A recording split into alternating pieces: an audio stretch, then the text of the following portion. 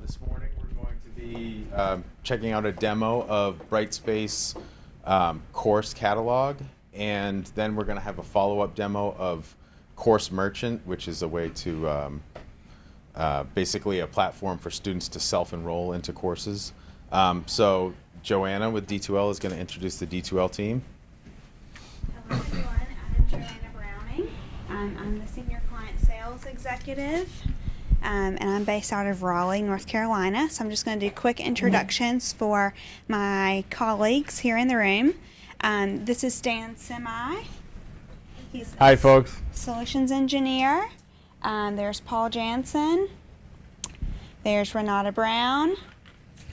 Tracy Schneider. And Roxana. I can't pronounce your last name. Okay, there we go. And we're excited to be here. Thank you for having us and hosting us this morning. And then we're going to virtually have Martin Broughton from Course Merchant. He's a sales director, and he will join us at 9 o'clock after the course catalog conversation. Great. Thanks, Joanna. So good morning, folks. We're going to do a little bit of a virtual session here with both Brightspace course catalog and the Course Merchant. And I've got just a few slides to help you understand the difference between these two solutions. As Ben noted, they're both sort of a self-registration type tool, course discovery tool. Okay, there are some certain options within each that differentiate each other, but we'll walk through that, and hopefully between this next hour and a half, you'll get a good overview and idea and understanding of what each tool can do for you. So we're looking for a solution, registration and payment. I heard from some of your executives that this is a type of a solution thing that you're looking for in your vision. How do we get students in and learners and allow them to discover and register for courses and move along in their path and find things, especially between either your different sites and different employers that might happen, or learners or students within the community, whether you're doing non-credit or whether you're doing extensive credits and other opportunities, and you might have special programs that could qualify for this that you might be able to use within this also. So the Brightspace course catalog is something that is a bolt-on to your existing learning environment within Brightspace. It is developed by D2l, and it is something that is bolted on and used so that you can do some self-serve course registration right from the homepage. It does allow you to prepare and create a type of a storefront, and we'll see that as I go in a live demo in a few minutes. So you can also classify courses where they may be either non-credit or credit type courses. They may be payment type courses, or self-enrollment, actuant type courses, and professional development, things like that. You get to set those timelines and the path for that. There is control over the enrollment with wait lists and limitations that you as a administrative person with that capacity can do that, or capability can do that, to set those capacity limits. And then you also have the option of using some turnkey e-commerce solution for this. One of the differentiators and differences here between the course catalog and Course Merchant is that course catalog, we only have one set of e-commerce solution, and it is a PayPal solution. So if your institution has a license for an institution PayPal, you can use that and branch out. Students don't have to use PayPal. They can use credit cards, but it's coming through on your PayPal account. Whereas Course Merchant, as we'll see later, allows for many more other options of setting up the e-commerce solution.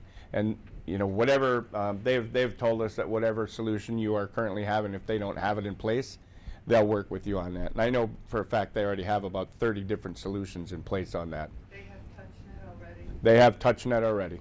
Yep. Yep. So with self-enrollment courses, as you can see here, students, learners can search for those. It's deeply integrated with Brightspace learning environment. So as I mentioned earlier, it's a storefront. So you would come to that particular storefront website page and then search, browse, look for courses that you want, self-enroll, and it'll automatically take you into Brightspace. And different options that you have, whether or not you're looking at single courses, or you can categorize some as a program where you might have learners that have to attain, course number 1, course number 2, course number 3 in order to attain some type of a license or certificate or something like that, whether it's in your program.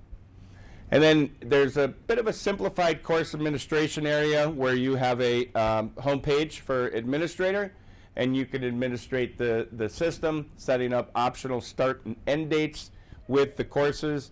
You can set enrollment limits, wait list, limitations, things like that, and then learners would automatically be notified when a spot is opened up and automatically enrolled. If you've got a course that is pretty popular and everybody wants to get in and they don't have the right timing, they'll be notified when it's set up. And you can also require enrollment options and approvals if you need to for different things that you want to be able to do. And as I mentioned, here's the PayPal integration. Allows you to collect those enrollment fees via credit card for your learners. Course Merchant. Just a couple of slides on this, and Martin will go into this more in detail when he comes in online. The self-service course registration storefront here looks very similar to the course catalog with Brightspace, but it does have a bit of a more robust storefront administration area where you can do some better branding via your actual storefront and or via your programs that you're creating within the system. So it allows you a bit more robust control over that storefront. And as I mentioned, you have e-commerce solutions, allows a number of different credit card payments, and most are PCI compliant. And as I mentioned, there's about 30 of them that you can utilize in that area. And this administration area is a bit more robust, as you can see here, but you can do the same similar things that you can with Course Catalog. Just, I believe, more options are available to you to be able to do what you want to do and brand it and set it up as you need. So let's take a look.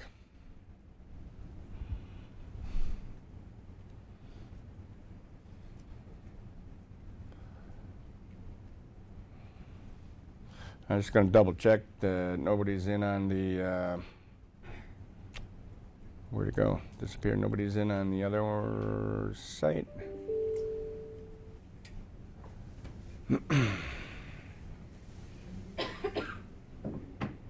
Nothing. Okay.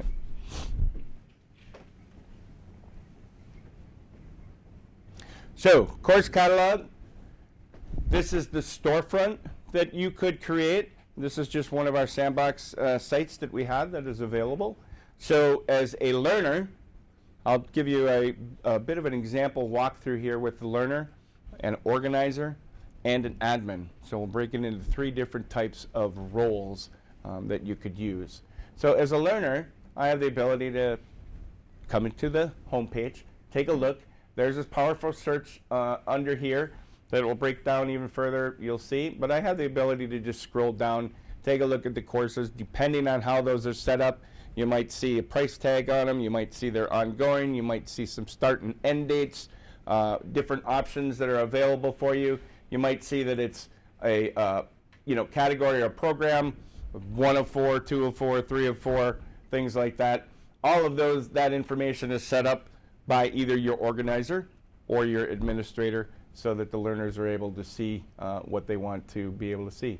And I can browse courses with a more powerful search this way. So you'll notice that if I know the name of the course, I can take a look, or I can look at by title, listing type. I can filter by different things that I need to filter here. So let's take a look at an ISO course that I know that is out there that my instructor has told me I should take. So looking at Introduction to ISO, I find the course, I click on this,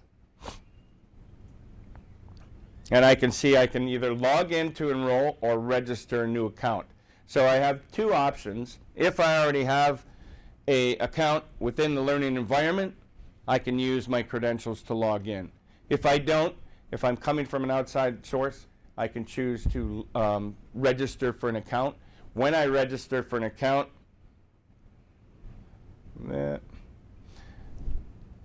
it will allow me a form to fill out that the administrator would have created and collect the fields that you need to collect. So you have options of, parsing out that information to what you need so that it pulls into your system as whatever you're needed through that. Password set up. And once that is created, they'll get a verification with their email. They click on that verification, and then they're brought right into the learning environment. So they would log directly in from there. So let's log in as a learner.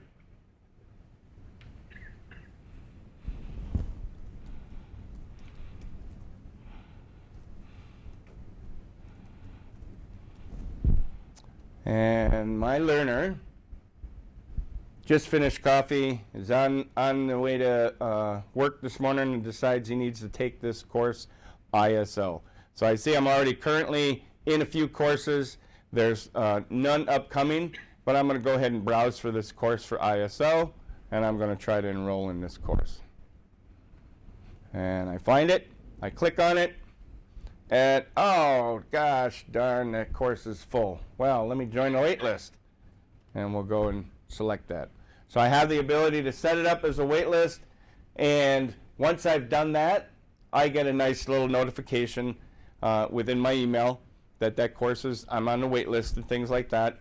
And I will also get an email update notification when that course is ready to allow me to enroll and log in and appear in my course selection. So if I go back to my courses, now you'll see I have this course listed here in my wait list.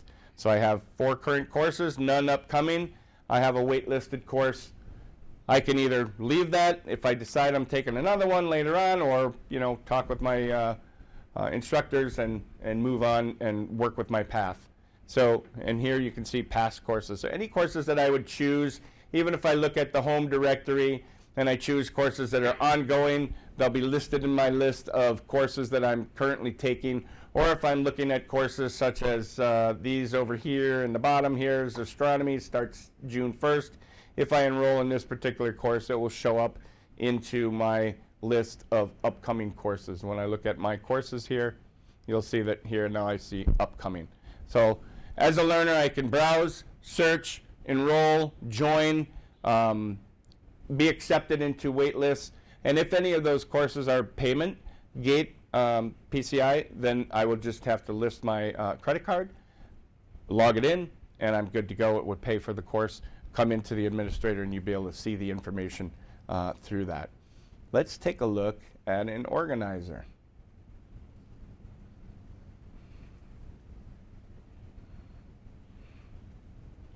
Log out as a learner. As you're doing that, if folks have questions, ask as we're going through.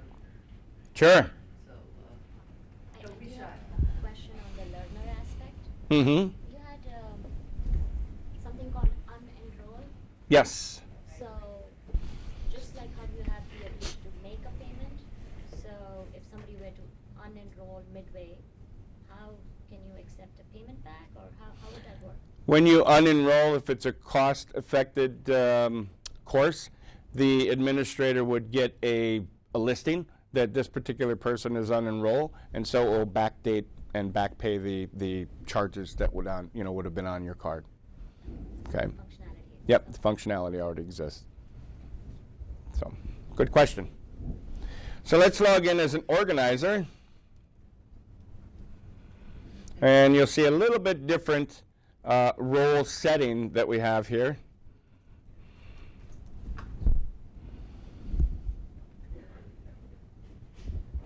So now I have access as an organizer. I'm not type of a learner that is going to be enrolling in courses, but I'm more of a person that is a helper or a co-administrator with the system. So as an organizer, my permissions are pared down, so I can't affect the system, as a full administrator, but I can do some things to take the work off of the administrator and help that person out. like a co-administrator model. So here I have the ability to take a look. I can go back to the catalog. I can see an admin dashboard where I can add courses or add programs. If I take a look at courses, I don't have any courses on this one that the organizer can add to, but if I had permission set up as an organizer, I can choose to create and add courses to the system. They may have been tasks given to me by my administrator that I can follow through with. I also would have the ability, depending on the permissions that were given to me, to either add programs or enable or disable different programs and enrollments within those areas. And then I can also look at enrollment. I might have been given the permission to be a approver, and then I can approve different courses and a list that learners are waiting for, and notify the administrator that those things were done. So I have, Question, can you yes. do bulk enrollments, or not bulk enrollments, but can you do bulk uploads of courses, programs, or enrollments? Or is it only the Yeah, basic? no, you can do bulk uploads. Yep. But then it depends on how you're going to do that and set that up with what role you're going to use. It's Not prohibited. More into the system. No. Okay, thank you. They're actually uploaded in bulk into the learning environment so that this storefront is able to see them. Okay. Okay? And I think that's really important, is the courses are in Brightspace proper. So it's Yep. what everybody's already built. This store, or this. This is just the catalog storefront. front, Yep. You're really identifying of your courses and competencies in Brightspace, which one you want to expose out this way. Yeah. So this is about exposing it out to folks, not creating things in another place. Yeah. Right. Great, thank you. Yeah, that's a good setup, Jerry, because if you have the learning environment where only the learners and other folks that you have coming into the system have their credentials, they would have to have their credentials to log in. They wouldn't see any courses that they're enrolled in until they log in, right? So they wouldn't be, everything is behind that credential and login. Where here, as the storefront, you now are able to expose courses that are in that learning environment to different groups and different entities of folks that you want access to that. And then you can either set them up with some type of a payment or offer them as ongoing and free. So can I just ask a clarifying question? So this allows a learner who may not even have a Correct. SNU.edu identity, and Kim's nodding no, and you're saying yes. So that's He's this is saying a Yes. They still have to get into our system. Okay. They They get into this with no credentials. Correct. If they want to register To complete the course to embedded complete- under this. to complete a Yes, course, then they have to get into the register. system. Right. Which I think was where you were going. So No, this doesn't eliminate the identity challenge. Hold on, of getting hold the on, content. hold on. That's not the right answer. no, Kim, I'm kidding. Right? This allows a Joe Blow walking on the street who wants to take a course to come in and register without a colleague ID. Right. And if I click on Without a register here, colleague ID, that's and what they you can see. take the course and they can pay for it, and the data is resident within Brightspace. It's not Correct. passing data back to the SIS. Okay. Right. So this could address the learner issue that we don't want to pollute colleague with. Yes. There's Right. some concerns Yes, though. but and. So and Jerry lined it out very good. The people that come in here and register that aren't currently in your database or your SIS are going to create an account, and it will live in Brightspace. So Okay. there's a caveat to that question. I mean, to that answer. They could very well live in our SIS and live in this. Yes. Well, no, Yeah. so if they're already a SNU student, Right? okay, and they have SNU credentials, that's when you They don't would- go through the you don't go through the You go through registry, login. you login, and you can log in with your SNU credentials. And you could, okay, as a student, take an additional course this way if you wanted to. Yep. But is there a wall in the background that would prevent, so Kim No. goes in, Kim's a student here, right? Kim goes in and takes your ISO class that you were just walking us through. So I log in with my kim@snhu.edu email. In that instance, I complete this course. My record lives in here. Is it never going to push back to colleague, that completion of that course? There's a wall there? No, it will if you have your built-in credential. So Well, it, I think there's two questions here. Yeah. Will it push back to colleague is what you're asking. Yeah. Right now, the only things we're pushing back to colleague Yep. is CDE competency grades. Ah. Right now, nothing else is getting pushed back to colleague. Now, is that to say that, depending on how we have things set up, Yeah. a grade could still be entered in colleague, just like a grade is entered in colleague today? Yes, it could be set Yeah. up that way. But I wouldn't want it. Then it wouldn't have to. that's okay. Yep. Is Yep. there logic in place to prevent somebody from registering with an email that's already associated with a colleague computer? So the logic in D2l will alert you that there's a duplicate account trying to be created if you're logging in with the same credentials, username, password, and email address. To the Yes. learner or to an admin? Both. Both.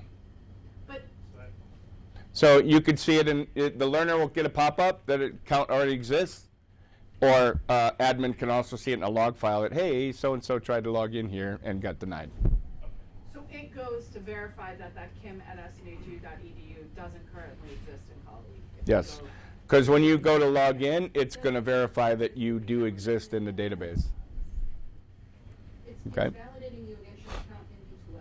Correct. And everything that's in colleague is in D2L. No. No. But We that can can talk change about too. that though. Yeah. We can change that. That's just the way you have. We want to change it, but Right, I this just- is Yeah. just for clarity. Okay. Just for And- clarity. and There's gonna be a lot of things we would want to explore to see how we really want it to work. Yep. I think this, as understanding what you were looking at, this gives you an opportunity in a way to allow learners, whether they're in D2L or not, to browse for courses, log in if they have credentials, register for a course, and be a part of the system if they're not. And how, and this might be not a you question, but a group in the room, the data that comes off of this for completion or incompletion, that lives indefinitely in our system. We would always have access to those records. We would have access to the Brightspace for as long as we don't delete it from Yep. Brightspace. And right now, we don't have any deletion Okay. rules, but we will need to be working through that once we're on Brightspace. Yep. I do not, through I that don't with think we Brightspace would want anyway. D2l to serve as a system of record for completion. We would need some other, whether it was badging or something. We don't want D2l to serve as the system of record for completion. So Right. I would edit that statement and tell me if I'm going in, for the long term. For the long term. We would not want D2L Correct. to be our only system of record. Okay. Then I'm with you. Okay. The other thing I want I to think note there's too a- is that with this, anything that is LTI will work. The access will be enabled. If it's single sign-on through our system and they register here as opposed to logging in with this new account, we still have those library access. Right, there's still content issues. There's still content. Right, Yeah. and that content issue, even if you enable that integration, I don't know if it's even possible, but will become more of a challenge if you'd end up in licensing issues. Yep. In certain instances, so we would not want to flip a switch if there is a switch that would be eligible, for lack of a better. I hope Yep. That made sense to anyone besides the three of us. No, I get it. Well, yeah, I guess you come in the three of you. I have a different question about the overnight data. Does this balloon the amount of data that we're gonna be getting in our overnight? We don't know that. No. Right now, there's a reporting tool inside of course catalog, not in the data sets overnight data that's being pushed out. Okay, so well, I'm going to log in right now. I'm going to look at just a few more minutes. I've got Martin queued up that's also going to go through Course Merchant for you, but I wanted to just wrap up an admin account. So as you have the ability to log in with an admin account to the system, you'll notice that now I have a nice catalog dashboard, an administrative dashboard that I can use as an administrator to see all the activity within the storefront that is matched to the courses that are in the learning environment. So here I can see recent activity, folks that have logged in, whether or not my learners have been logging in, students have been logging in, my organizer may have been logging in. I can take a look at the courses and administer the activity in the courses. If I need to make any changes on those, I can edit these particular courses at this level. Even though they live in the learning environment, I'm looking at the storefront. I can edit those as far as start and end dates, who has access to them. Enrollment, I can view the enrollment. I can look at sending the whole group email through here. Or I can, view as a student, kind of like an impersonation type role that you could do in the learning environment. But you can see I have the ability to see the listings, the enrollments, activities, any wait lists. Within here, I also have the ability to set up programs. There was a question? Yep, back to that. That's, those courses, Mm-hmm. that content is different from the content that, let's say Astronomy 1 is also a course on our current system. This That's is not the same instance as I'm going to call it the wrong thing, but the course master. You No, fit it's- to this environment. Okay, Yeah. Correct me if I'm wrong. So you would want to have a section in your Correct. in your terminology, Yeah. not your terminology, a section set up specifically for these guys. Perfect. So these Okay. are Yeah. totally different. From a Brightspace internal perspective, we would have that as a course offering. right. Okay. Gotcha. And then it So, gets looked yeah, at here. Different terminology. Yep. Yep. But you would only expose out the course sections or Yeah, the D2l offering. The offerings Yep. that we would want to. We would So not where it expose our says- entire catalog. Where it says add course, are we adding it to what's available on this, will it pull from what's in Brightspace? Yes. Okay. So when you do add course, this is going to pull from the availability that you want exposed in Brightspace that you can have access to Think put of it on here. as adding a course to the catalog. Yes. You are deleting a course from the Right. catalog. You are not, in fact, changing what's in the learning Right. environment. You're not, that's exactly right, because you're not changing the learning environment. You have that.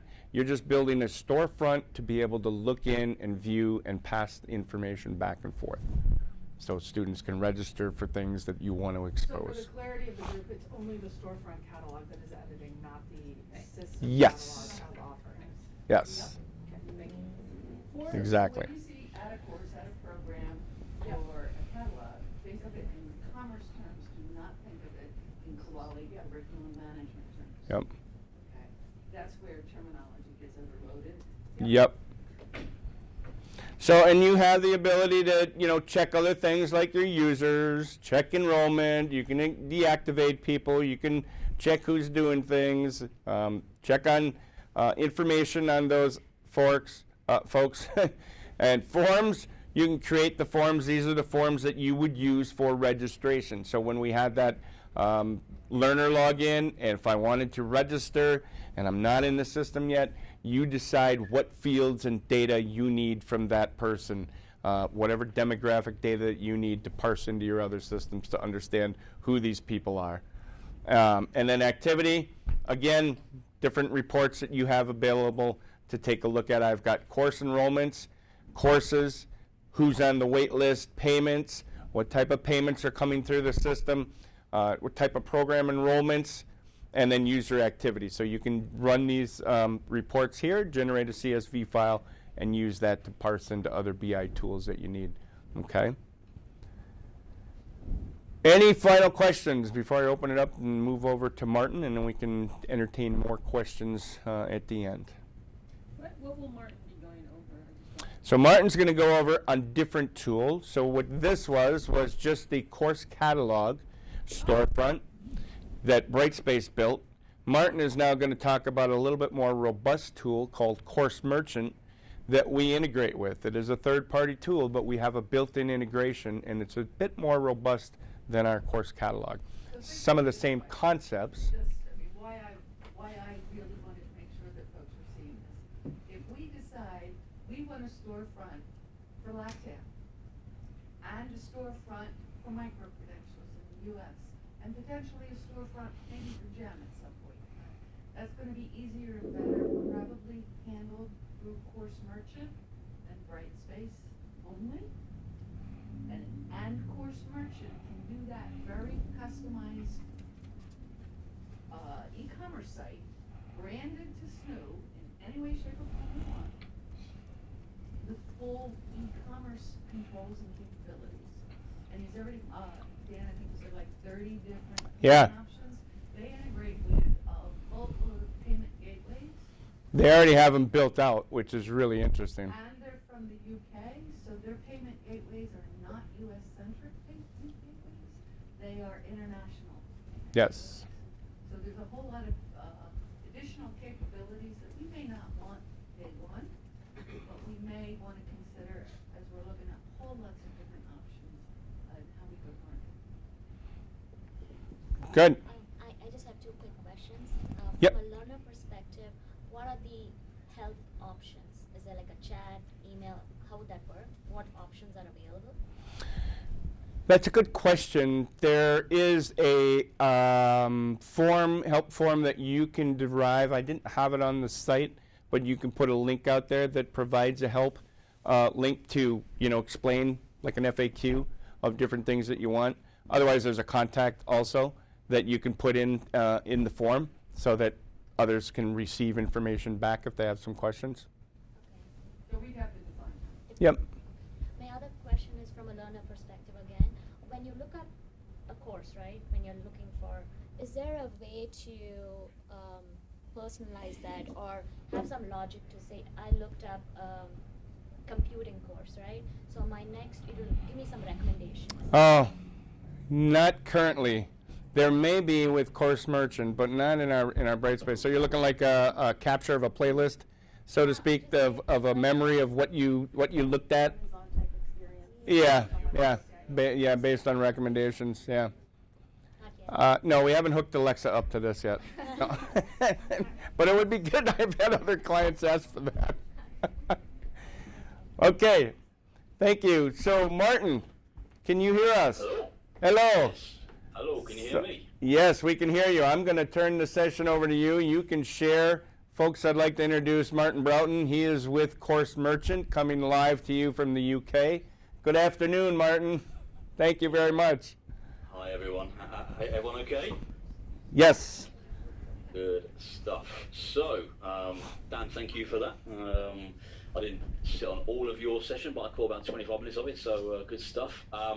So what I want to do is really just spend a couple of minutes just giving you an intro on Course Merchant, just so you know a bit about us and who we are, and then I'm going to go. Can everybody hear him okay? A bit of a live demo, show you some existing solutions, show you how it will look and feel, and then obviously do a live demo with the enrollments into Brightspace, so you can see a typical user flow into the system on that side. So. Hopefully everyone can see my screen. Bringing it back up. Good stuff. Okay, so Course Merchant. All we do is we help you sell your courses online. Okay, so we've been working with Brightspace now for longer than I've been here. I've been doing this over 5 years, so about 7 or 8 years now we've worked with Brightspace. We have a ton of mutual clients all across the world. That's me, Arthur Broughton. I'm the sales director for Course Merchant. We have been established 10 years this year. We are ISO 27001 accredited and recently re-accredited. We have over 250 clients all across the world, and last year we had approximately $100 million in course sales going through a combined Course Merchant client database. We are truly global. We do have a lot of clients across the world. Most of our clients, I'd say probably 65 to 70% of our revenue comes from North America. We've got a huge amount of clients over there, but we do cover, obviously UK, Europe, South Africa, Singapore, Australia. I'm still waiting for South America. I'm working on it, so fingers crossed that will come soon on that side. Now, what we do at Course Merchant is we're much more than just a checkout or a cart page. We actually build you a fully responsive design, match, catalog, and store product. So the whole experience for your users is familiar. They've hit the website, they're looking at the colors, the logos, navigation bars, footers, and it looks the same. okay, and it's mobile and tablet friendly. Okay, so every page that we build is completely supported on every device and every browser on there. So we do a design map. So what we do, we take your domain, and then the design team in-house will work with you to get the look and the feel of the store as you would like. In 10 years of doing this, we have never failed design sign-off. So I am confidently to say that you'll be happy with that. Now, I'm not going to go into every single one of these features in detail right now, because I'm going to do a lot of these when I actually go into a live demo. But just touching on a couple of these, obviously we have single sign-on with Brightspace. So when you create the account in Course Merchant, it actually creates the account directly inside of Brightspace. Now, Course Merchant itself as a solution doesn't have an account database. We always utilize Brightspace for that purpose on that side. We have stuff like bundle products, we've got voucher and coupon codes, we've got different levels of discounting. So we've got profile discounting, I'll talk about that in a moment as well. We have a multi-seat purchasing option with Course Merchant. So if I am a training manager, I can go in and buy 10 or 100 seats for my team. I can do that in Course Merchant, and I can then go in and actually bulk enroll the learners onto that course. I don't have to involve you to do that on that side. Hey Martin, can I pause you there for a minute? 35 to 40 different payment gateways all across the world. Hey Martin, can I pause you there for a minute? Certainly. Go back one slide, please. So what Martin just described in some of the features are some major differentiators between the Brightspace course catalog and Course Merchant. As I mentioned before, Martin's product here, the Course Merchant's product, is much more robust. Here you can do multi-seat purchasing, quality discount, voucher type sets for employers that you might be working with or other contributors that you might be working for, and multiple payment gateways. So those are three of the real big differentiators that Course Merchant has a robust system for, rather than the Course Merchant or the Course catalog. Thanks, Martin. Yes, so payment gateways, we work with about, say, 35 to 40 different payment gateways all across the world. If there is a payment gateway that you would like to work with, the only stipulation is that it has to be a hosted solution. Okay, so what I mean by that is, when I get to the pay by debit or credit card, it redirects out to a secure environment where, in a safe environment, I enter my card details, expiry date, etc. We don't store that credit card details, and neither do you. So whether you use Authorize.net or TouchNet or Relex or PayPal, whoever you want to use, it's the same process. It's standard e-commerce now. Vendors don't want to get locked into hosted credit card numbers and that sort of stuff. It's an absolute nightmare around PCI compliance, etc. On there. So just a heads up on that side. Just in regards to, again, this is just high level, just a few clients from Wilfrid Laurier University use us, University of British Columbia, Portsmouth over in the UK, Moorfields, which is a national health client, and some corporate clients there, BPP, responsible training. BPP have actually got 5 catalogues with us. They have a load of different departments, so they use us across the board on that side. Now, one way to think about Course Merchant is it is quite central to that ecosystem. So with Course Merchant, it sits in the middle there, and obviously we're linking to Brightspace, we're linking to the payment gateways, we've also got single sign-on with Brightspace. Now, touching on single sign-on, I don't know if you guys have got an identity provider or an SSO or you're looking to use, we can do that.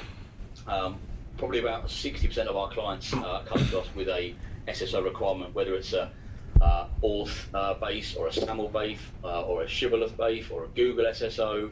We can do that, so we can work with you if you do have that sort of level of requirements. And then finance systems, CRM is another one. We've got a few clients who use Salesforce, so they want sales data sent into the CRM as well. You do get a CRM report. That's another bonus. Course Merchant as standard. So if you want to build customer reports, you get a whole system to do that in as well on there. Now, lastly, just before we get to the live demo, the build process with Course Merchant. It's got 5 steps there. It's a lot more than 5 steps. The screen is only so big. So what we do at Course Merchant, we do everything in the staging environment or a development environment. We go through that whole process. So basically we build you 2 stores. So we do everything in staging, we do all the connections, we add all the courses in, we go through a whole approval process for your sign off and design. We test it, you test it, everyone tests it. We then go to where we sign it off, and then we move to live servers. We do some handover training if required on that side. So what I mean by this is it's not just here's an empty shell, you go and do it. We will hold your hand through the whole process and work with you. We have a whole client services team in-house that will work with you on the project from day one.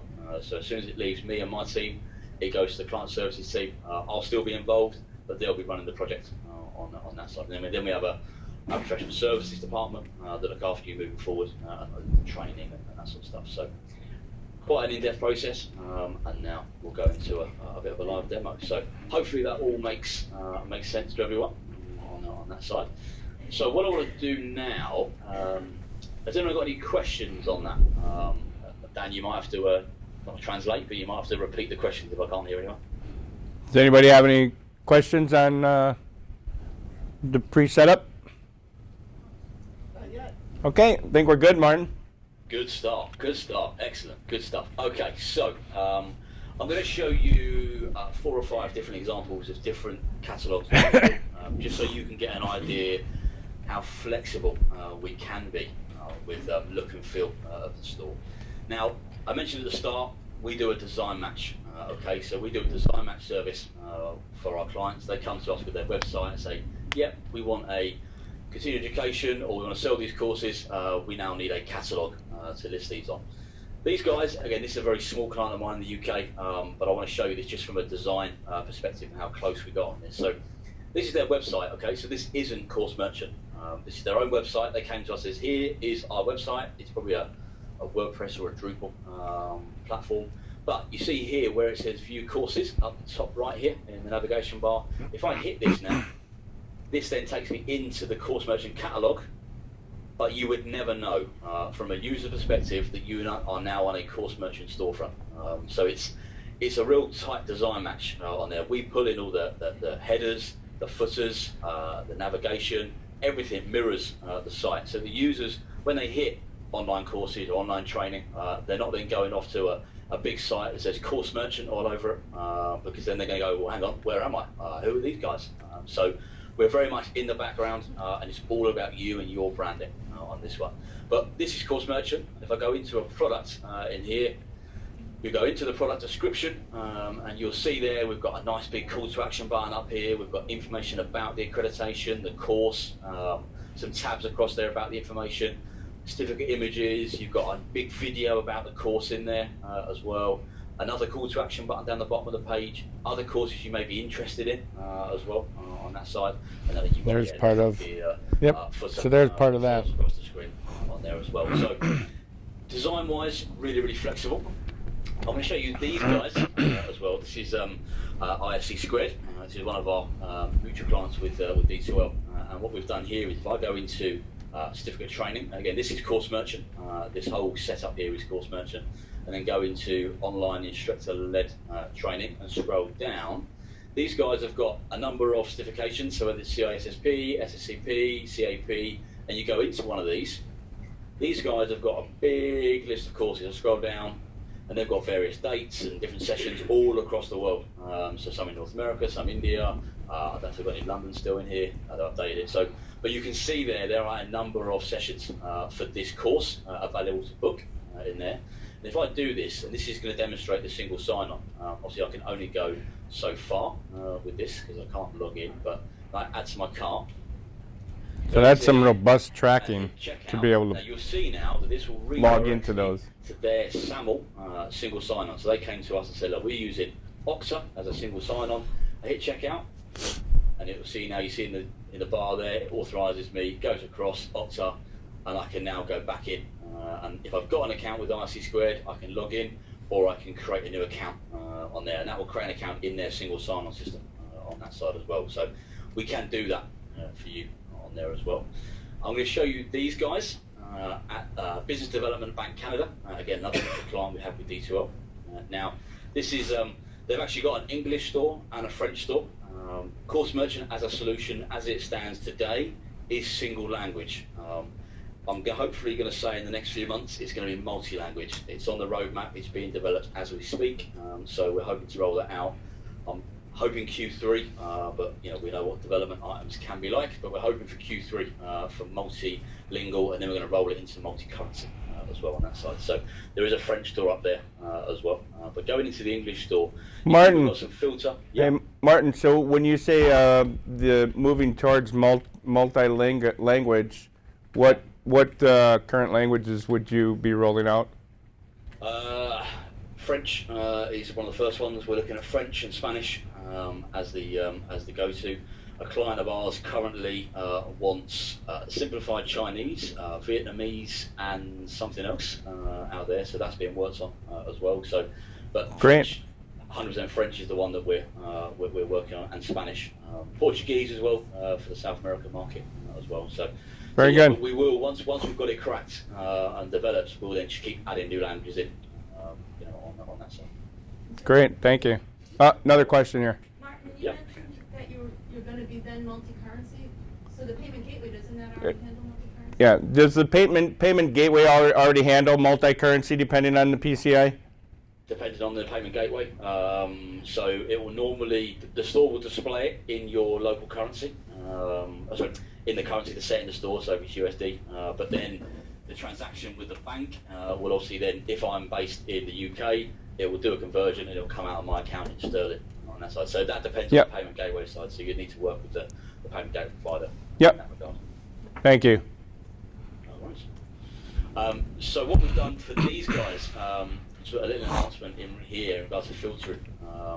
So these guys have got all the categories. You can filter by certain categories in that side as well. If I go into one of these courses now, again, this is a free course on there. Just scrolling down, I think this is the one.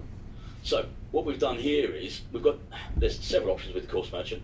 You can enroll for free and get free access to the course, and then basically what this will do is, and I'll show you in the demo, this will bypass the whole checkout flow.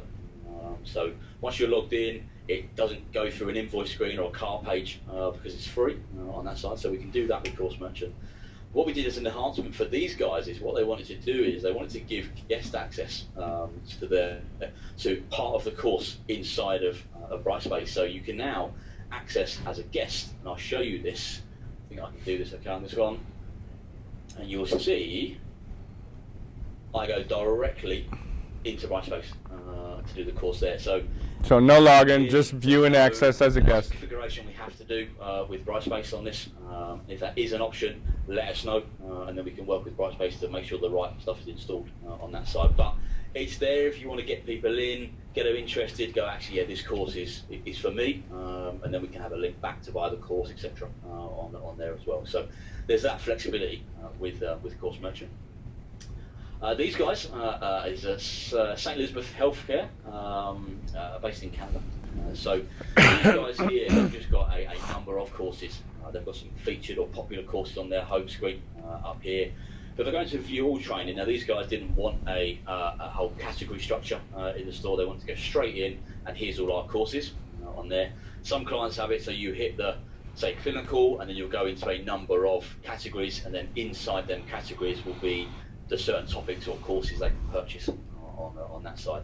So I go into one of these courses now. This is all again Course Merchant, all built in Course Merchant. So the hero image up there, all this text, and you can go in at any time, by the way, and update and change this description, change the pricing. You get admin access to go in and do that. You don't get admin access to the templates. The reason for that is about 4 or 5 years ago, we locked the templates down. We used to have a solution where people would go in, update their own templates with the CSS and the HTML, and it got crazy. People were uploading Word files and PowerPoints, and it just completely didn't work. So we said, oh, actually, we're going to control it, but people can go in and you can update your courses, add new courses, create voucher codes, look at the order reports. So you get pretty good level of admin access to do that. If you want to change a template or anything, simply you just email support@coursemerchant.com. We'll review it. If it's just a quick fix, we'll change it as a support request. If you want to come to us in 6 or 12 months' time and say we want to rebrand, then obviously then there's going to be some additional fees on that side. But we can get into that as we progress. Now these next two I'm going to show you, these aren't live yet. Okay, so you're getting a bit of a sneak preview on there. But I want to show you these because, well, this one is design-wise amazing what the design guys have done, and they worked actually quite closely with these guys in regards to look and feel. The client had a design team, and with our design team, they came up with this. So this is a really sort of powerful store. They've got some graphs and some tables in there, some charts. They've got different courses down there. They've got why choose us. So it's a really sort of modern interface on there. Again, there you go. So it's another D2l client on there as well. But going into the courses in here, again, nice big hero image at the top there. And then there's different courses in there. If I go into soft skills, I believe no, wrong one. It's the next one. Leadership. There are a number of courses inside the leadership category that you can purchase on that side as well. And then these guys, again, this is live, but it's not live yet, if that makes sense. It's been pushed live, but it's in maintenance mode. It's only just gone live. This is Southeastern University, and they work with a number of different sort of partners. Okay, so they work with Orange, and if I go into the Orange category here, you'll see there they've got some branding in there for Orange and information about the courses that you can purchase on that side. So there's a lot of flexibility we can do on there, but I'm going to go across to my demo store and make a purchase. I'm going to just stop for a second and see if anyone has any questions. Dan, has anyone got any questions about what they've seen, or does it all make sense so far? Well, you do have a question. Okay. How much information are you able to pull or derive from the LMS? So once you've set up a course as being offered, and we have multiple offerings or sessions of that course, is there any way to map it so that new additions to the LMS automatically get added to that storefront underneath that registration? Does that make sense? Did you hear that, Martin? Sorry, Dan, you're going to have to okay. repeat that question. Sorry, they're too far from the mic there. So, and I think I understand, looking at what is available in the learning environment when new courses want to be added to a category that it would exist in the catalog? It's even, so that too, but also different time offerings for courses. So if we, offer one every 6 months, can we just add it to the LMS and it automatically populates? So is the management of the offerings and time limits, whether you're offering specific courses within a category in different time periods, is that management available within the course merchant administrative area, or is that controlled directly from within the LE? So you would obviously build the course inside Brightspace. You would then build the product inside Course Merchant. Now, do you want it available at a certain date or available to not be purchased after a certain date? Either.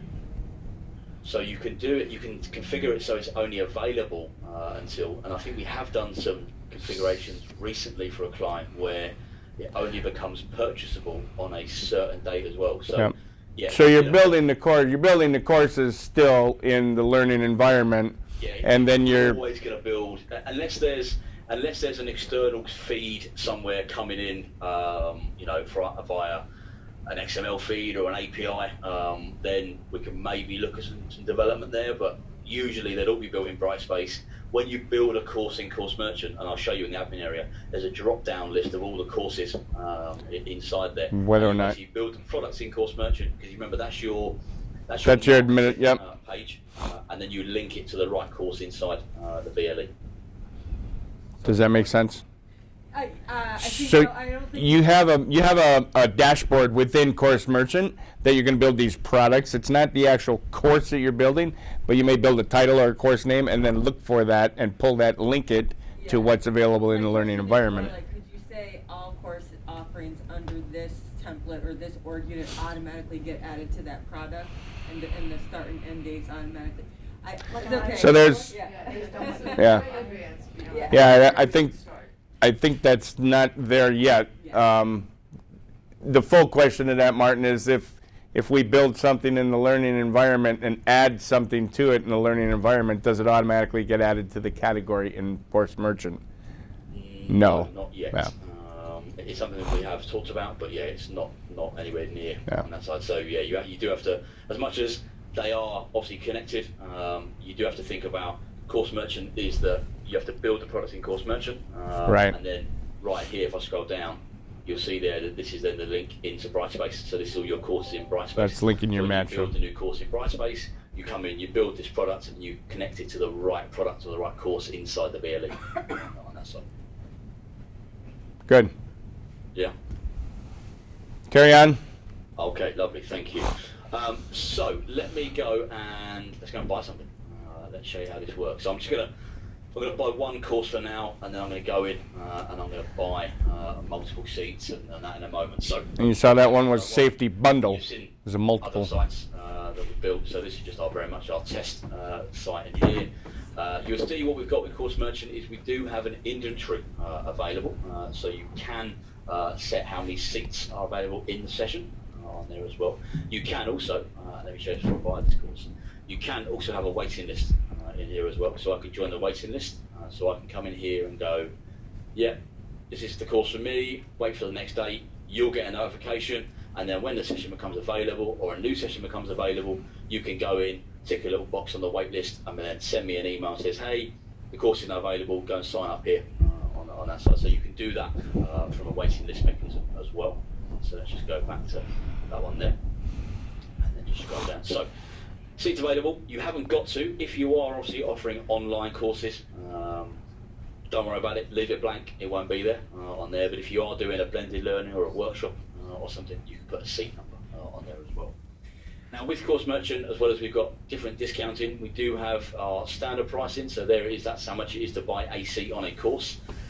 Underneath that, where it says buy 5 or more or 10 or more, we have what we call our multi-seat discounting as well. So this is again if you are selling to corporates or large training providers, for example, you can set that so actually they can see a different price in the system on there as well. I'm just going to buy one for now, show you how this flow works. So we're now into the shopping cart. It works out all the tax for you, so depending on your tax requirements, we'll work with you in that regard, whether they're simple or whether they're complex. We can either do it the simplified way, or we can work with third parties like Avlar or Avatax around that as well on that side. So depending on your requirements there.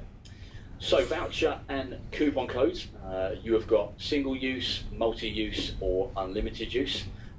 You can constrain a voucher and coupon code to a category, a product, you can leave it store-wide, you can set by a percentage, a fixed amount, you can add expiry date on there, you can set it so I can only use a voucher code if there is X amount in the cart as well on that side. So there's a lot you can do with them. You can also bulk upload voucher codes as well. So if you were ever looking at selling via a third party, a few of my clients sell stuff via Groupon, so Groupon send them a CSV file of X amount of hundreds of voucher codes on there as well, so they can do that.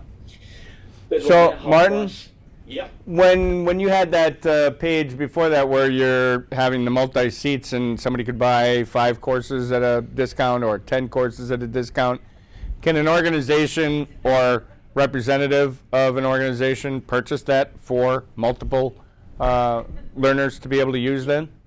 Yep, yeah, so that's our managed licenses. Yep. I'll show you that in a moment. So that's if I go in and buy 5 or 10 seats, it gives me a discounted price, and then I go in and manage them seats for the learners on that side. So yeah, Very I can do good, that. thank you.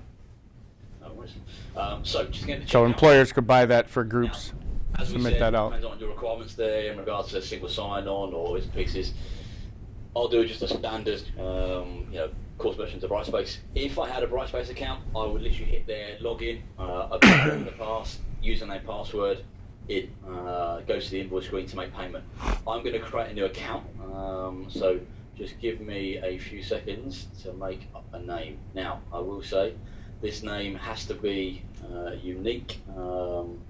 Jamie, let's just do that.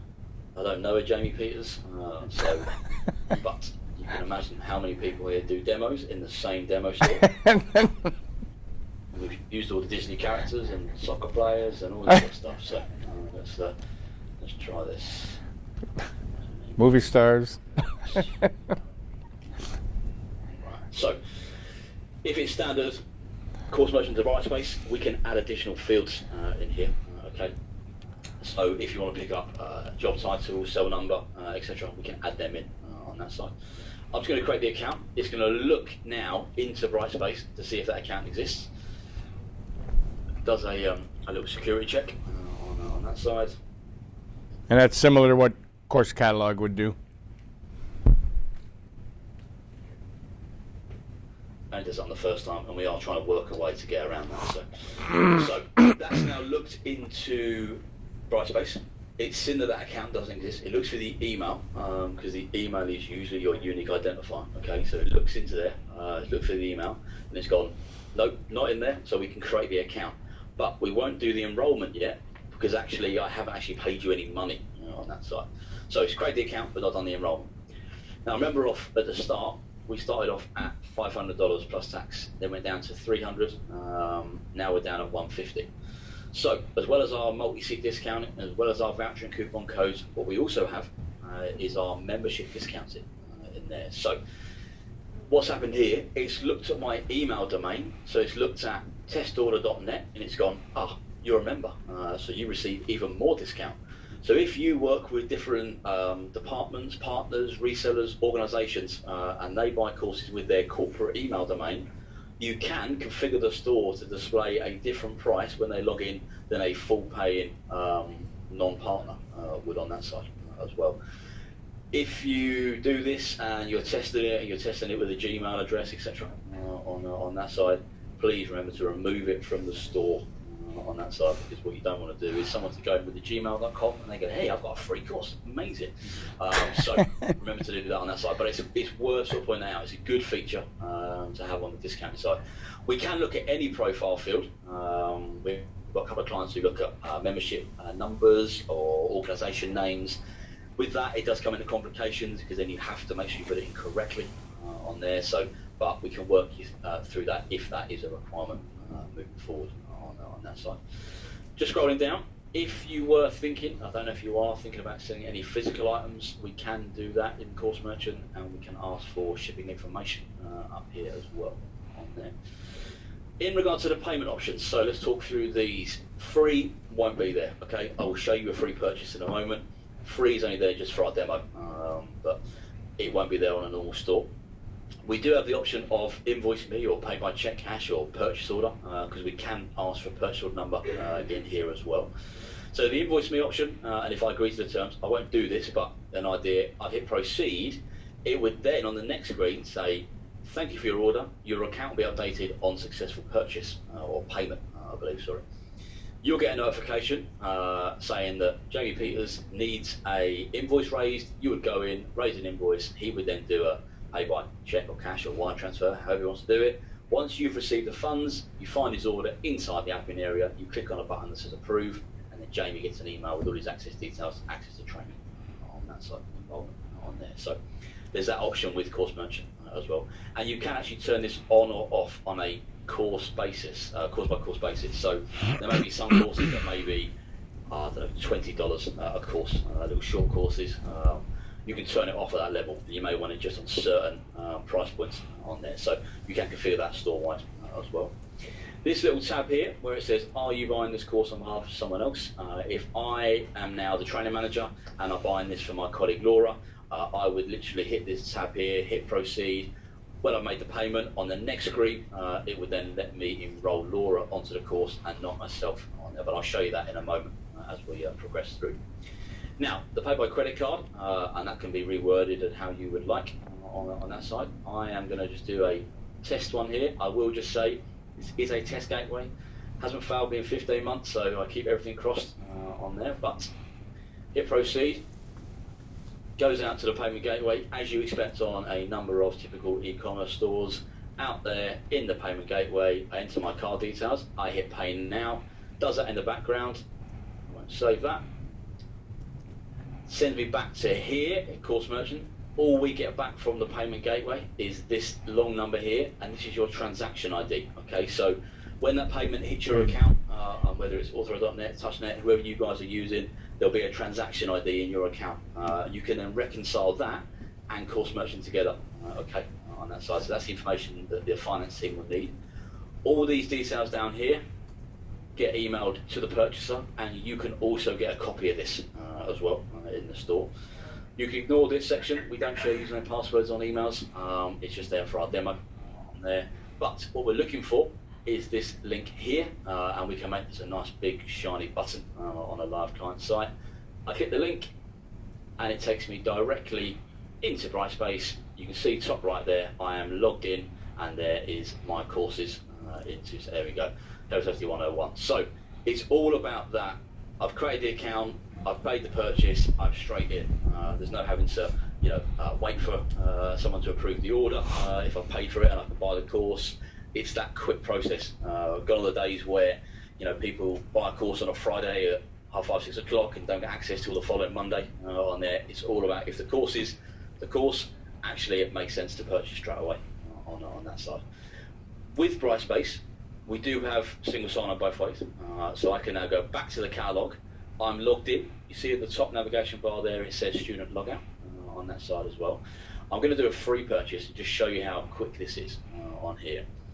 I'll go into my free course section, hit Enroll free. Because I'm logged in, that's it. It's done. Hit the link, and then I'm straight in. And then you should be seeing 2 courses on that side. So from a self-reg, self-enroll option on there, for a free option, straight in on that side. There is no checkout, no invoice screen, because you don't want to be confusing the user to go, well, what am I doing on this side? So there is that option. You're moving directly from the storefront right into the learning environment, right into Brightspace. So here's the storefront. They went right into Brightspace. Same thing with both the catalog and course merchant. Let's see if this actually is going to send me into multiple. Yes.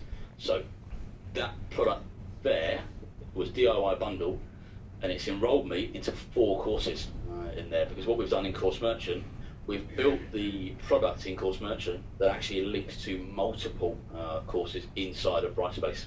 So you can pre-build a bundle.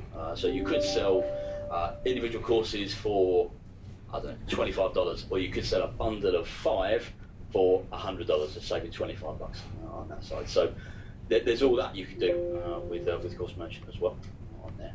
But let me go back to the store and buy multiple seats and show you how that flow works as well. Now I'm going to stay logged in rather than create a second account. Health and Safety 101, I've taken it. I now want to buy 5 seats for my team. Okay, so I'm buying 5 seats for my colleagues. Same purchase flow, knows who I am, because give me my discount on there. Hit the checkout. Again, there you go, knows who I am.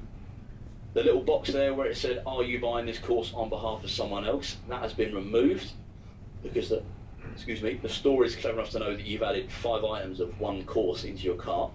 So it must be to other people as well. I agree to the terms, hit proceed. Normally I'll make the payment, come back to here. Now the difference here is, it now says click here to manage your licenses. Okay, so we don't go into Brightspace, we stay within Course Merchant, and this is the multi-seat allocation option with Course Merchant. I click this link, and now I'm in this section in here. Okay, so what we have in this option, we've got just basically 3 options now with Course Merchant here. So this is the simple option.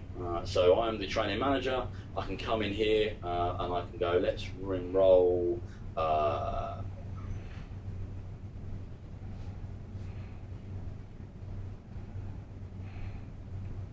there, hit enroll. Oh no, see, what happens here is this account already exists inside of Brightspace, so it won't let you duplicate the account. So a message pops up there and it says, these already in the system. Are you sure this is the right person? Now I know that actually, yes, that is the right email address.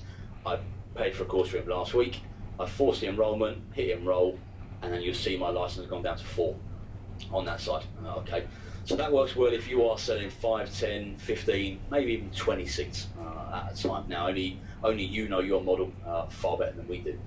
Now the other 2 options with Course Merchant, which aren't enabled on this demo store, are you actually create a student list, so it normally be your company name or department.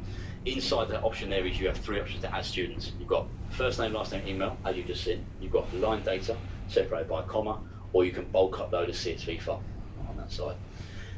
We give you the option. Which option would you like? If you're unsure, go simple.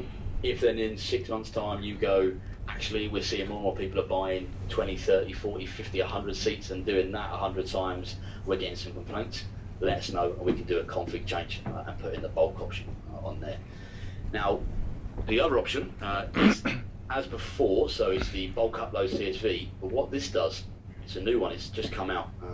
It basically sends the user an email with like a token embedded, and they then go into the full registration flow and then do that enrollment that way on that side. So they then have control themselves, because the reason we built that, a lot of our clients, as I said earlier at the start of the call, a lot of our clients have single sign-on.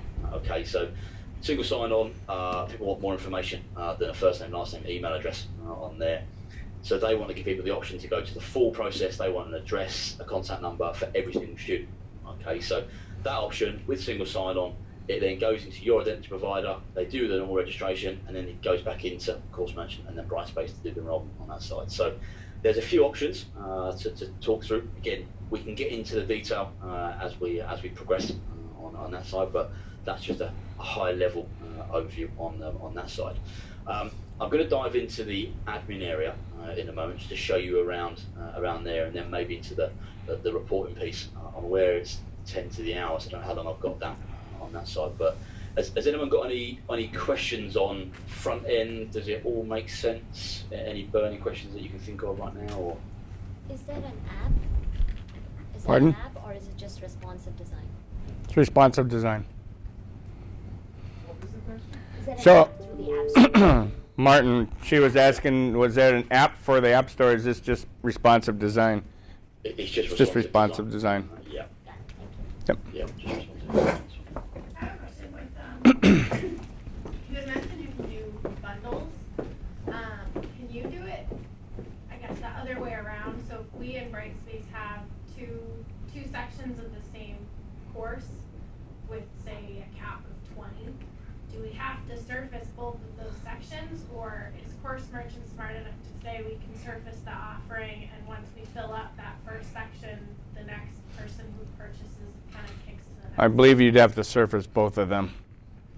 Martin, one of the questions was if there was two sections or two course offerings within the learning environment, each was capped at a 20 limit enrollment. Yep. Does Course Merchant smart enough to know that if one of those courses is surfaced and filled up, then the other course would be available? But I'm thinking you'd have to surface or make available both courses on the storefront. Yeah, you probably have to manually switch.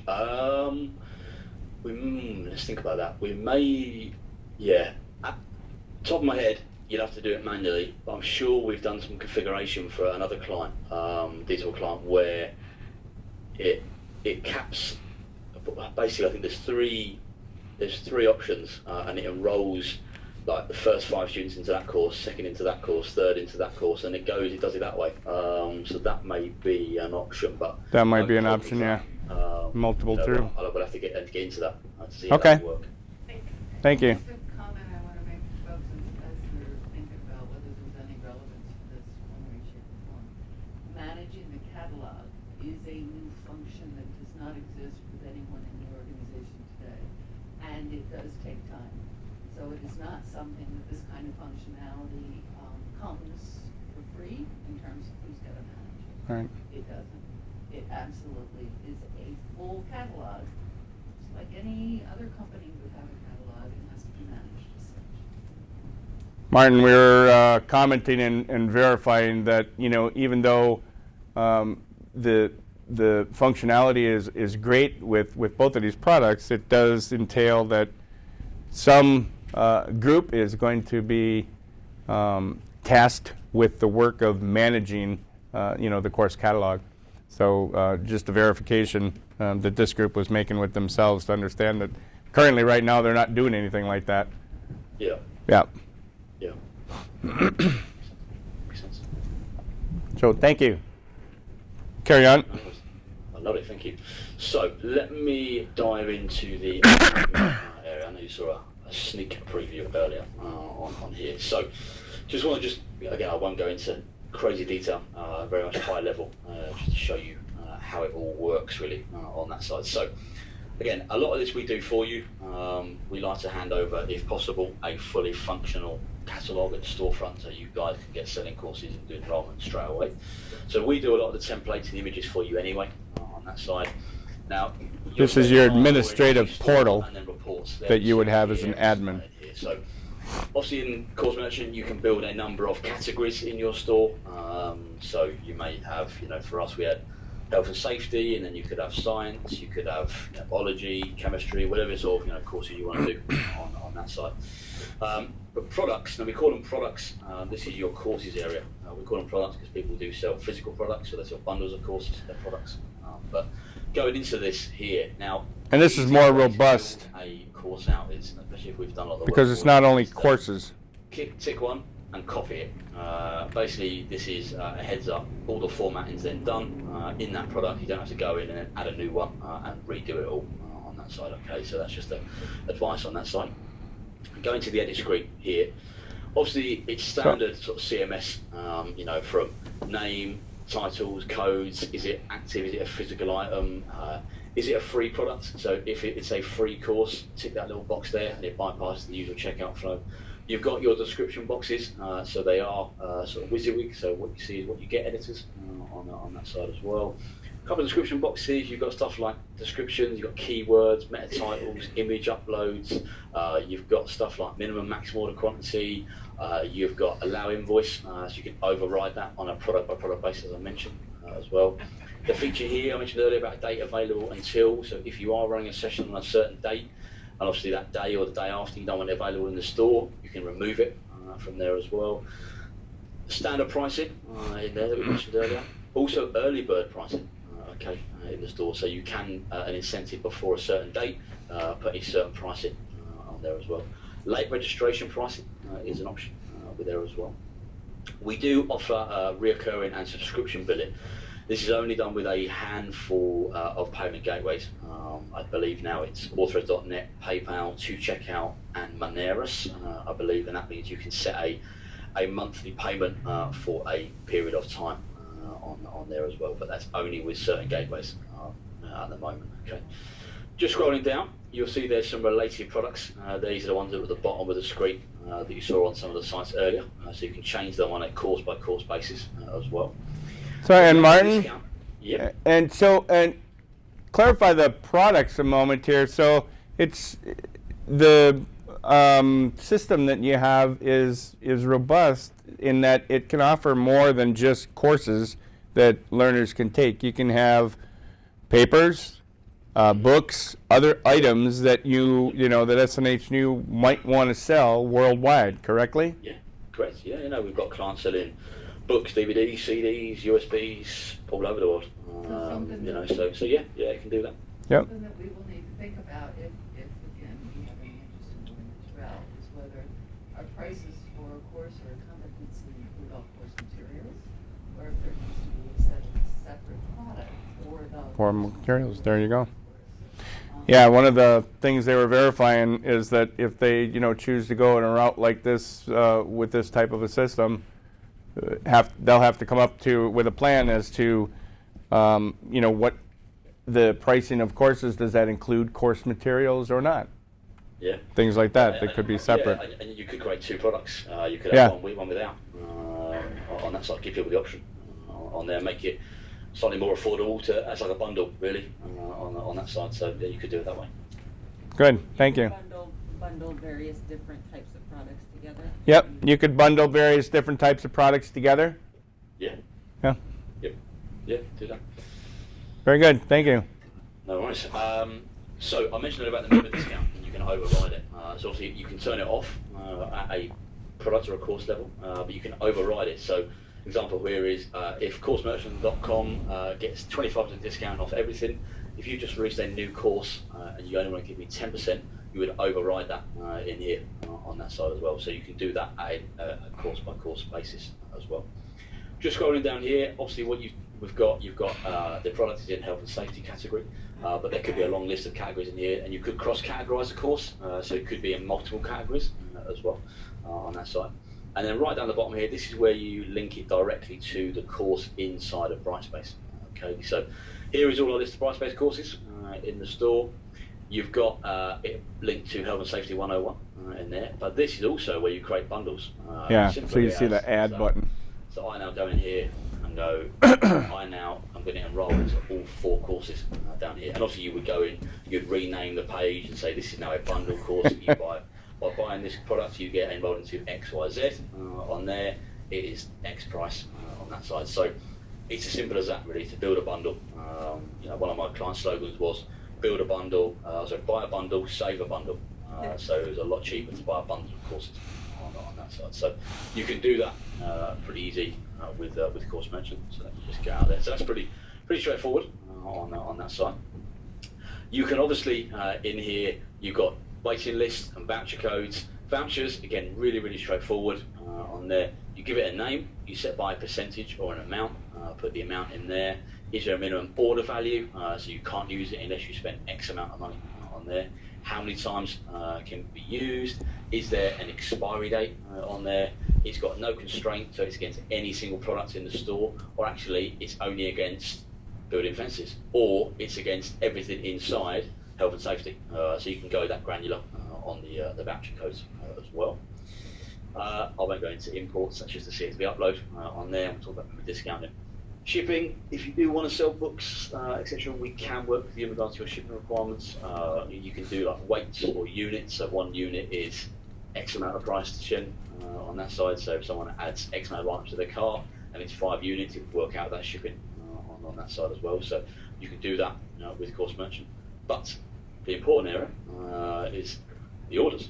So this is where you need to see who's bought what in the store, so you can then sort of run a look on how many orders are coming in per month, per week, search by certain keywords, by voucher codes, search by ones that are maybe pending an invoice on there, so it's an approval one, comes in, I now know that Pam has paid her money, I hit a big button there that says approve, Pam then gets an email, done on that side, so there is that option to filter on there as well. Let's just go into that side. You can obviously go into an order. Let's go into Jamie's order there. You'll see the transaction ID in there. You'll see all the details on that side. You can update the order status in here. So heads up on refunds. Refunds are done inside the payment gateway, not Course Merchant. Okay, so because we're not storing that credit card details, it is all done inside the payment gateway on that side. Okay, so if you do a refund, do the refund in there, mark it in here as cancelled, and then refunded, and update the payment status on there, just so it's a continuation of record on there. So there is some admin work to do on there as well. So that's a little different now, here. Reports, again, same as you just said on there. Just go into it and show different sales, totals, high quantities, product A to Z, Z to A, all that sort of stuff on that side. Search by keywords and product codes as well on that side. Now, you can pull all this data out inside the orders area as a CSV file, okay, and that may be sufficient for you guys. A lot of our clients said, that's fine, but actually we want to build our own reports. So what we did is, we do a lot of work with different CRMs, okay, so Sugar, Sweet, Salesforce, and Sweet CRM is an open source CRM. So what you get with standard Course Merchant is you actually get a CRM reporting module. Now it is built to build reports on, so basically what we've done is, all that learner data from the sales side that you've just seen has now been sent into this system, so you can go in and start building reports around what course someone's purchased, accounts, contact details, amounts, all this sort of stuff as well. You'll see there you go, it's created Jamie's details in the ABC Limited account. There's the ID numbers on there, who is it you paid by as well on that side. I won't go into this in huge detail because it's a big system on there, but you can basically go in and custom build your reports from finance, purchase reports, who's used a certain voucher code, income reports, everything. So everything around sales data that we capture, we send into the system. So everything you've just seen on Course Merchant in the admin area, you can go in and start building your own custom reports on there. If you want to use this, I would say what you do is send us some example reports of what you need, whether it's at a department level or a course level. Send us your requirements, what you need. We'll then go in and we'll build them out for you on that side. We normally say we build sort of 4 or 5 reports for people to get them going on there, and then offer obviously If you want it, I advise you do. We'll do some training with our professional services team to know how to build this in the system as well on that side. I'm going to stop there. We're spending an hour on that side. I don't know how long I did have, but hopefully I haven't overrun too much down on that side. But any questions? I appreciate there might be loads of questions, but let me know thoughts, comments, any questions moving forward. Yes, we have some questions. Does merchant handle enrolling and unenrolling? So say we have a course offering on Brightspace with no start or end. We want enrollment to be rolling, but constrained to a certain time period. So once I enroll, I only get 6 weeks to complete it. Is Course Merchant able to do the unenrollment at the end of that time period? So the question is for rolling enrollment, Martin. If we have a course in Brightspace that is open all year round, but is really running enrollment like every 6 weeks, once a learner is enrolled in that, they have 6 weeks to complete. Is there any ability to automatically unenroll that learner when the 6 weeks is up? Not on the Course Merchant side, but can't we do that on the Brightspace side then? Can't we do that with intelligent agents? We could with some intelligent agent on that type of a setup if you want to, yes. Yeah. But there's So not on the... Course Merchant, we just do the enrollment. Yeah. And all our enrollments are done inside of... But also, and then also understand if you unenroll, you take out the student or the instructor ability to see progress I know. at the time. Which will be coming back. There's a great pie item for that. What are some areas that are not currently available, but that are major initiatives for your product in the near future? Like, what are your primary new functionality of interest? Question, Martin, is what is on the roadmap for Course Merchant with the basic new some of the basic new functionality that's on the roadmap that you can speak to us about? Yeah, so the biggest one obviously is multi-language. Multi-language. And multi-currency. That's that's taken up a lot of time. The roadmap changes, as you can imagine in software.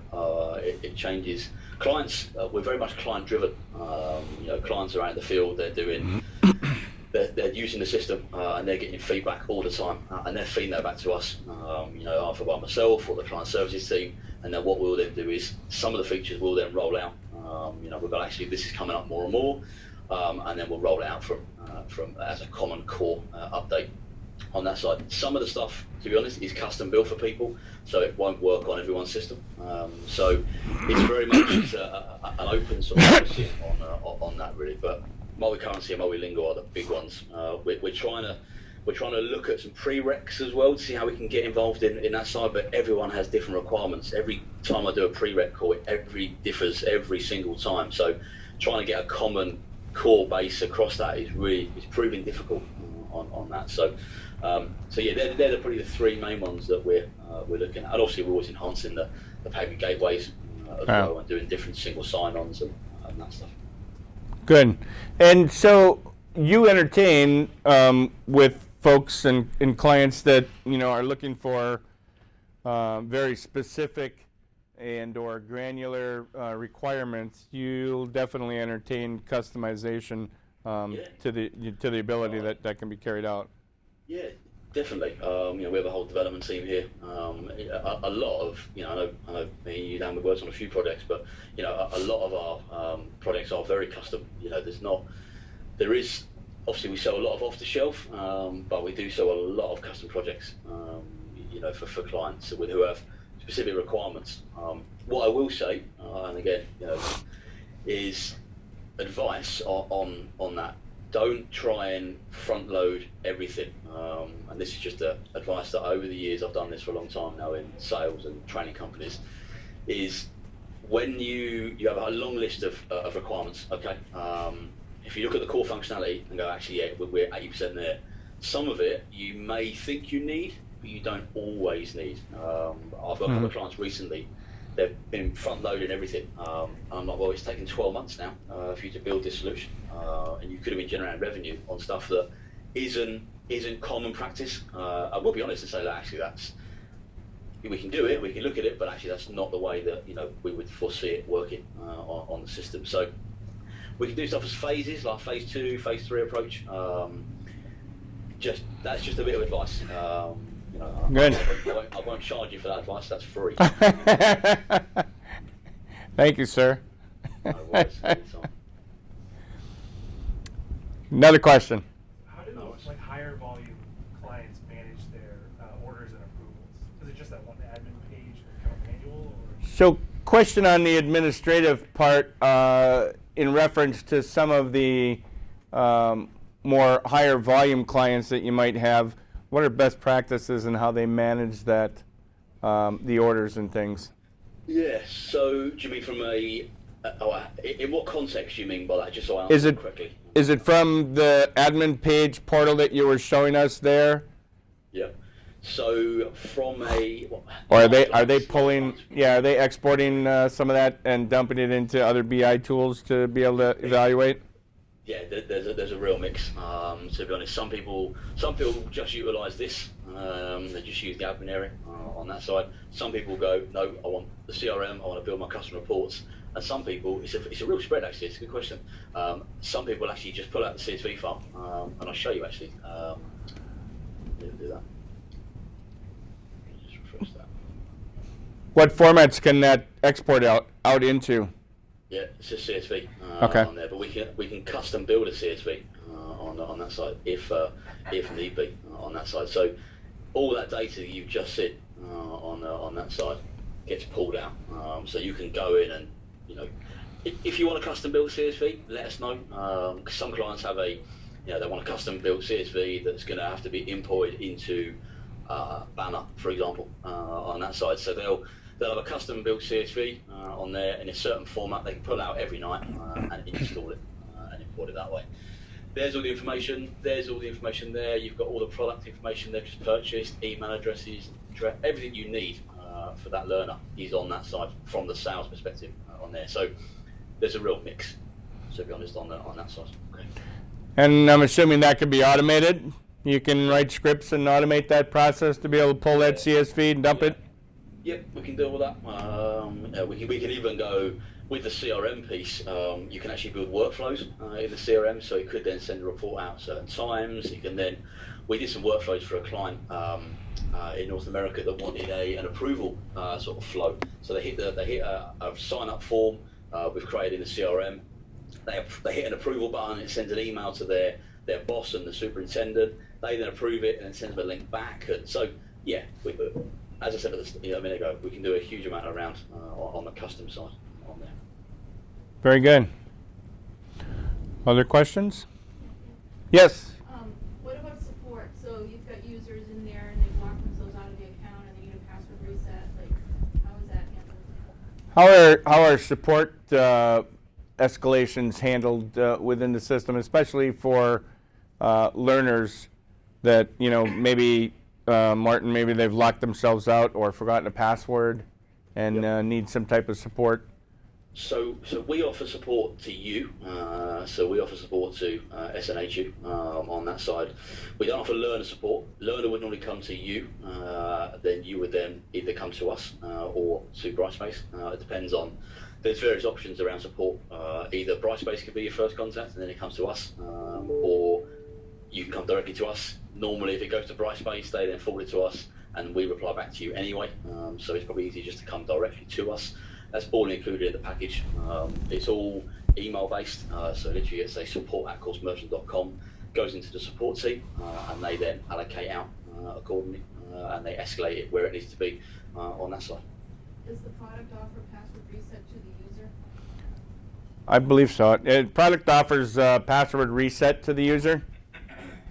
Yeah, because obviously remember we're linking in with Brightspace, so it's wherever the Brightspace reset is on that side. Yeah, so Course Merchant hasn't got an account database, so it's either Brightspace or it's if you've got a single sign-on system, it's that on that side. So depending on what solution you have with Brightspace and or when they register with that where they occur in. Exactly. Yeah. It'll appear. So you can do that, within Brightspace. Most choose not to because it's either LDAP or SSO or, Yep.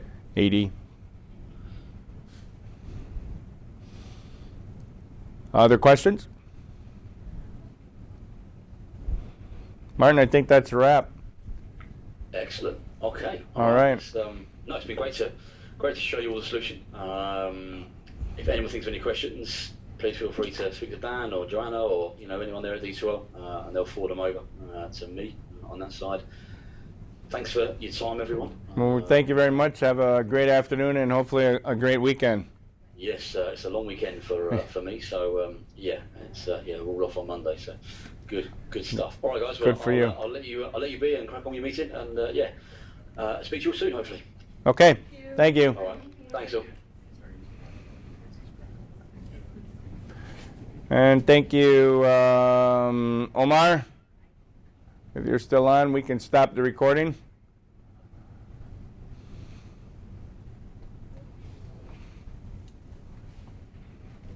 Omar, still there? He's on mute.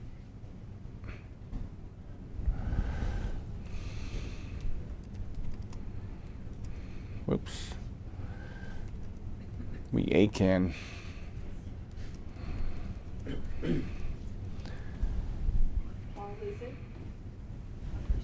So, any other final questions or anything that we didn't cover, came to mind?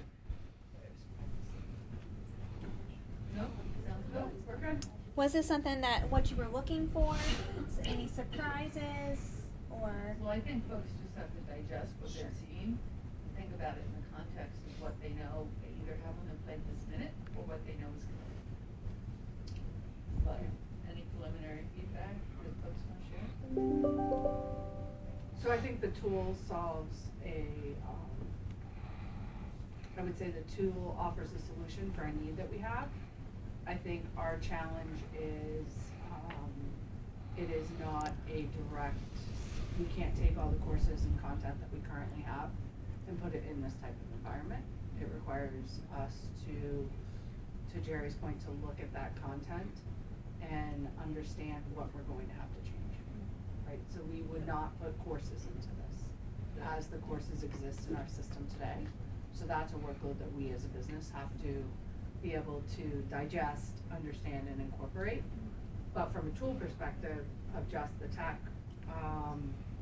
the second one that I'm gonna miss. Course merchant. Yep. I was just gonna call it merchant. That I think from a high level business need as a possible solution that fits. I think now it's just understanding bandwidth and incorporation and timing and all those other fundamentals. The tool is good. Yeah, I would say it does Good. meet the needs, but operationally I have some concerns about how much would be necessary to keep it functioning. Well, it's also, I'm just gonna make it different, but there's a lot of wishes and direction that we're trying to go in. And the hope is that we can do it all with the product we have, with the staff we have, and the more we take on, the less we can do it, the product we have and the staff that we have. Right. And that's going to be a reality. Right. Whether No matter we what. like it or not. Right. We're gonna have to figure out what to do with the courses no matter where it goes, right? Correct. Right. Okay. Yep. So from a tool perspective, a tech perspective, a content perspective, I would say thumbs up, right? Like that meets some of our needs. I think the incorporation and the digestion of that into business and operationalization is not something that will be fast for us. Yeah. And is not something that, right? It's how do you get more people and more time in the day and more resources from the knowledge perspective to truly understand the implications of incorporating something like this into our operations. And that's just gonna take us a little bit. But the tool, I think it looks very good from this perspective. And I'm not the tech person, No. for those who don't know me. So, I'm like, yeah, let's just do that, knowing that there's like 4,000 I can speak to resources, the fact that the course has to look different, but beyond that, I'm It'll be one of your tasks and one of your new jobs on Monday. No. I delegate and disseminate. Yeah. No, and I hope you I hope you did gain some good insight out of both of these products. You know, the D2l course catalog product is a great product. It's integrated directly within Brightspace. It's not as robust as Course Merchant in the fact that you can sell other products and create other things and vouchers and you know, bulk things and things like that. So I would there's say the catalog would have too many limitations for us to incorporate it because of how the business currently operates. And we probably won't redefine the business for the use of that. Actually, the challenge to start thinking about things differently, because this might actually address the CBD issues. And then again, I think it goes into how do you get the right people around the table to whiteboard out so that tool, other tools, and is it in everything? Is it yeah, I think we just need to spend some time with the right people thinking about and what's lacking and what needs. and we hear that a lot too. I welcome that job. Have you had any clients that started with the catalog and moved to the merchant? Not that I Just pick one? not that I know of. In my experience, it's been one or the other. Basically for some of the same reasons that you're already thinking of right now as to, you know, does it change our business? Does it change the way we're doing things? Is it going to be a huge rollout? Is it something that we can do quickly and get us some extra revenue that we're not thinking of right now? So, you know, it's all those little things that you have that take time. I think Jerry said it best, is that the functionality here is great, but then you got to understand there's going to be a team that works with this. There's going to be a management. There's going to be structure. There's going to be a you know, change management as to how to manage this. Well, and I would actually, one of the thoughts that crosses my mind, so this is just beginning some of the just throwing spaghetti at the wall with thoughts and seeing what makes sense and what may not make sense. I can see Brightspace course catalog working for our existing credit-bearing courses, and we turn off the new registration, that we only allow current accepted students to take courses through Brightspace course catalog. But micro-credentials, where we're gonna have folks coming in from the outside, I could see that being Course Merchant. So I see different use cases. Yep. So And that's what we see from other clients. Yep. Right, for existing that can then feed through instead of Wait, did you being say at the beginning of that? orientation or okay. something else. I don't know. I just approved something. I'm not going to remember who did it or what it was. That's a first course that's built as a course but has no credit bearing, and if you actually don't do it, there's no repercussions. Right? Yeah. That's something that I'd love to not have not have in regular. Not look and feel like a course in our system that we have to update and things, because it doesn't, it breaks something. So I think all that's there. I think, you know, I'll go back to the statement I just made. I think the tools, multiple are great options. I think now we have the hard work of figuring out what, where, when, and how. And who, right? Who's gonna manage all this? Discovery time with, you know, brainstorming. Yep. I get it. But thank you. But yeah. Thank you very much. Well, thank you for inviting us and for listening to us. And I encourage you to go back with your teams, you know, have some discussions, weigh those out, think of things. I was talking to some of your folks yesterday. I was so impressed. This is the first time that I'm here in your campus, but I'm so impressed with the people that I've met. Everybody seems to have a understanding of your mission and your vision together with collectiveness. So kudos to whatever you're doing here, because it seems to be permeating, which is great. Thank you. So I guess we're going to wrap up. There's plenty of breakfast items over in the kitchen, and if people want to hang out and have conversations and discuss, I know a handful of us have to make our way back over to the mill for follow-up meetings, but thank you all for attending. Thank you. Did you guys see all the sources?